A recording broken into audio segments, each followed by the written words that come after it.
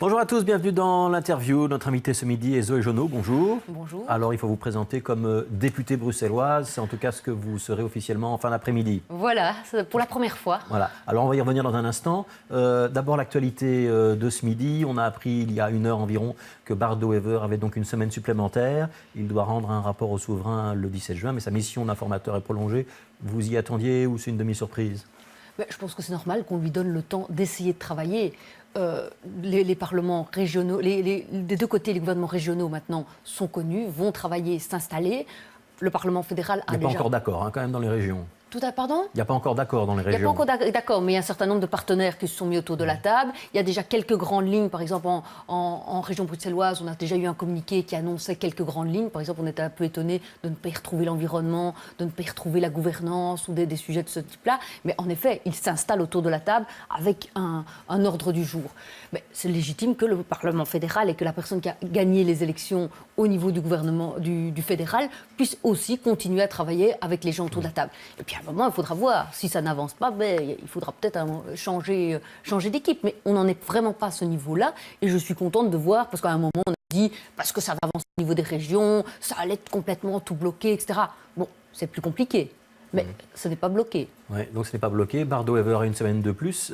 Il travaille théoriquement à un scénario de coalition des droites, comme on l'appelle. C'est une coalition qui vous semble crédible et j'imagine que c'est une coalition qui ne vous ferait pas extrêmement plaisir ? Mais je pense que c'est une coalition qui doit faire plaisir à aucun Bruxellois.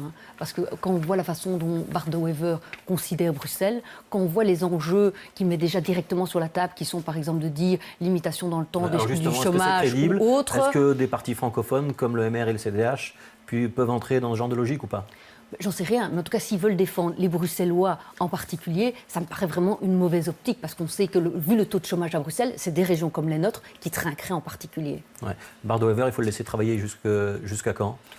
Je ne sais pas jusqu'à quand, mais en tout cas, là, pour l'instant, soyons de bon compte. Il a dû constituer le gouvernement régional. On peut lui donner quand même un laps de temps correct. Il faut vraiment mais ce qu'il faut à un moment voir, c'est est-ce qu'il est capable, avec les gens autour de la table, d'avancer ? Parce que pour l'instant, on a juste l'impression que c'est des discussions très très vagues et pas de véritable avancée. Alors, vous quittez le Parlement fédéral. D'abord, un regret ou pas ? C'est clair que quand je suis en train de vider mon bureau et je vois tous ces dossiers sur lesquels je me dis « il faudrait travailler parce qu'un citoyen m'a écrit là-dessus ou autre », et bon, on se dit « mais non, là-dessus, c'est plus moi qui travaillerai, c'est d'autres ». Mais je pars en laissant une équipe de 6 députés bien déterminés pour continuer le boulot. Pourquoi est-ce que vous n'avez pas voulu continuer au fédéral ? Mais ça faisait 15 ans. Et moi, je pense qu'au bout d'un certain moment, ça vaut vraiment la peine de réfléchir. Est-ce qu'on veut continuer ? Est-ce qu'on est encore utile ? Etc. Et là, moi, je me suis dit, oui, je peux encore être utile. Mais vous êtes très fort engagé sur les matières sociales, notamment un petit peu sur les matières internationales. Vous n'allez pas pouvoir faire la même chose au Parlement régional ? Tout à fait. Mais par exemple, au niveau régional, il y a énormément de dossiers sociaux qui vont arriver, puisqu'il y a toute la régionalisation, par exemple, du contrôle des chômeurs. Il y a toute la régionalisation des groupes cibles, chômeurs et de leur soutien. Là, ce sont par exemple des dossiers qui m'intéressent. Il y a aussi tous les dossiers handicapés, SDF et autres que j'approchais régulièrement, je dirais, par l'autre biais. Donc non, il y a beaucoup de dossiers sociaux qui sont sur la table, mais les dossiers d'aménagement des nouveaux quartiers et autres sont aussi des dossiers sociaux. Comment est-ce qu'on va pouvoir intégrer aussi bien des logements sociaux que des logements moyens ? Comment ça va se faire ? Avec quelle participation des citoyens ? Ça m'intéresse aussi. Alors, installation du Parlement cet après-midi. Il faut prendre au sérieux tous les recours qui ont été déposés, notamment ceux qui visent le bug informatique.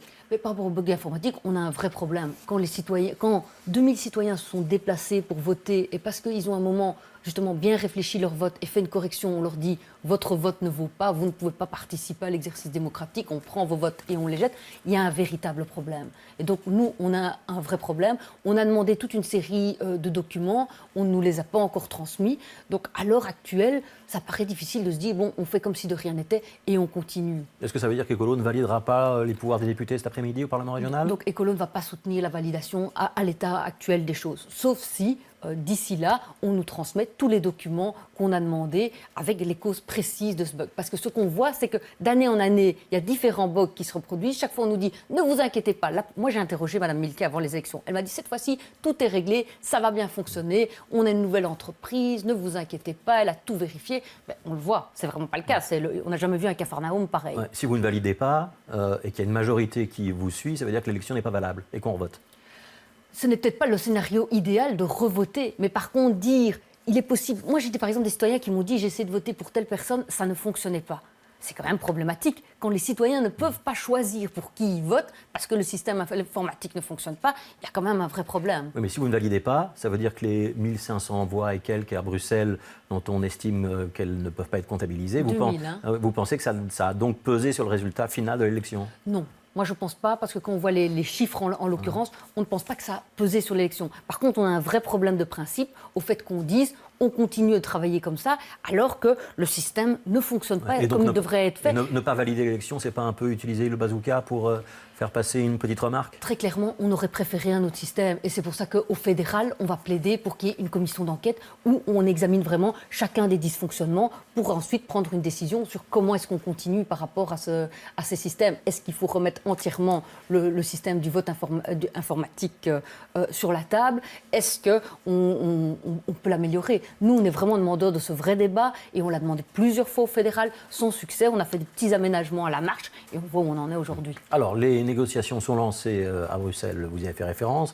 Les écologistes ne sont pas concernés, donc a priori vous serez dans l'opposition. La séance va commencer avec Jacques Brocchi, puisque c'est le doyen d'âge pour présider. Il y aura l'élection d'un bureau à la fin. Vous soutiendrez le bureau qui sera présenté ou Écolo va présenter son propre candidat à la présidence du Parlement régional? Non, mais par contre, c'est vrai que quand on voit que je dirais le candidat pressenti, on parle de M. Charles Piquet, est en même temps bourgmestre, président de la conférence des bourgmestres, etc., je ne sais pas si le signal est vraiment un signal de renouveau. Et moi, ce que j'espère, parce que j'ai vécu dans des parlements très dynamiques, par exemple avec M. De Croo, qui n'est pourtant vraiment pas du même bord que moi, mais qui voulait que le Parlement fonctionne, travaille, et d'autres présidences de Parlement qui étaient plutôt à essayer de comprimer le travail parlementaire, je pense à M. Flao.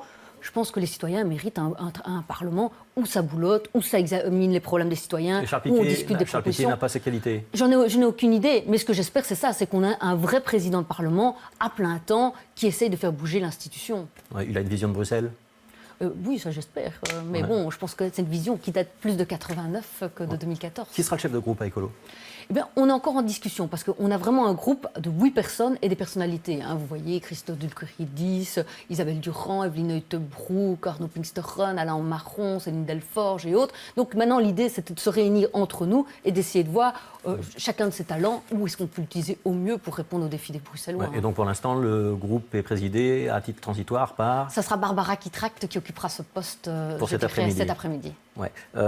Alors, on va parler un peu du résultat Écolo. Vous êtes déçus?